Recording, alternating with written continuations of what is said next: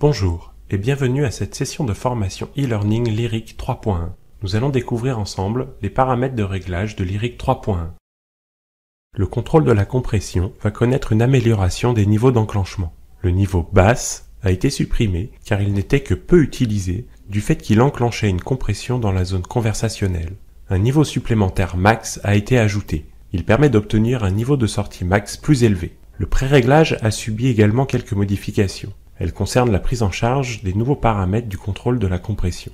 Le pré-réglage prend ainsi en compte les niveaux de sortie cible à 50 et 80 dB pour déterminer les paramètres du réglage. Enfin, le réglage de volume général 1 et 11 sont exclus du pré-réglage.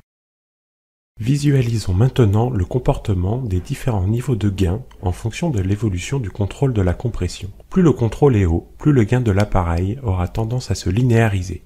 En effet, le TK augmente en même temps que le contrôle de la compression. Voici l'évolution du contrôle de la compression sur une courbe entrée-sortie. Il est très visible que le niveau de sortie max de l'aide auditive augmente au fur et à mesure que le niveau du contrôle de la compression augmente. Voici un comparatif des courbes entrée-sortie des Lyric 3.1 et Lyric 3.0. Les courbes en trait plein concernent Lyric 3.1, tandis que celles en pointillé concernent Lyric 3.0. Deux choses sont visibles. La première est que l'écart est plus régulier entre chaque niveau de contrôle de la compression. La deuxième est qu'il était nécessaire d'ajouter le niveau max afin d'obtenir un niveau de sortie plus important.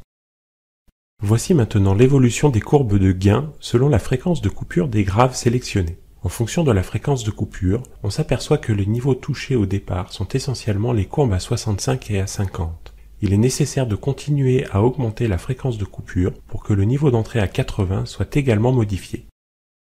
Si l'on ramène cette constatation à la dynamique du patient, on peut donc obtenir un élargissement de la dynamique sur les fréquences graves. Cela peut être un avantage dans les cas de patients ayant une perte auditive en pente de ski.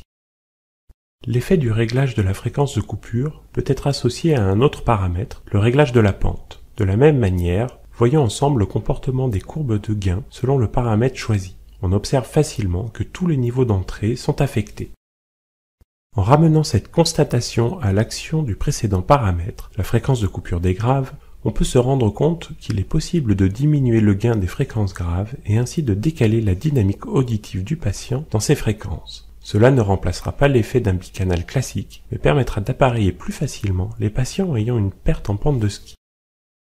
Analysons maintenant le dernier paramètre de réglage pour cette présentation, le réglage de volume. En augmentant le volume, on s'aperçoit que le gain reste globalement linéaire jusqu'à un certain seuil qui est de plus en plus bas. Lorsque nous évoquions le contrôle de la compression, nous avons vu que l'amplification de cet appareil était linéaire jusqu'au seuil d'enclenchement. Ainsi, en augmentant le volume global, on s'aperçoit que le gain est limité à partir d'un seuil de sortie identique, quel que soit le volume sélectionné. Une autre conséquence de ce fonctionnement est que l'augmentation du volume touche tous les niveaux de sortie, y compris les plus faibles. En résumé, chaque point amélioré a un objectif précis, qu'il s'agisse d'une meilleure compréhension, la facilité de renouvellement, la fiabilisation de l'interface magnétique ou la régularité de l'autonomie des appareils. Merci de nous avoir accompagnés pour cette session e-learning. N'hésitez pas à nous contacter pour toute information complémentaire que vous jugerez utile.